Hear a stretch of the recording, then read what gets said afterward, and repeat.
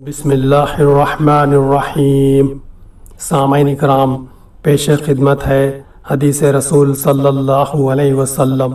ہم سے احمد بن یونس اور موسیٰ بن اسماعیل دونوں نے بیان کیا۔ انہوں نے کہا کہ ہم سے ابراہیم بن سعید نے بیان کیا۔ انہوں نے کہا ہم سے ابن شہاب نے بیان کیا۔ وہ سعید بن مسیب سے روایت کرتے ہیں، وہ ابو ہریرہ رضی اللہ عنہ سے کہ رسول اللہ صلی اللہ علیہ وسلم سے دریافت کیا گیا کہ کون سا عمل افضل ہے؟ فرمایا کہ اللہ اس کے رسول پر ایمان لانا۔ کہا گیا کہ اس کے بعد کون سا؟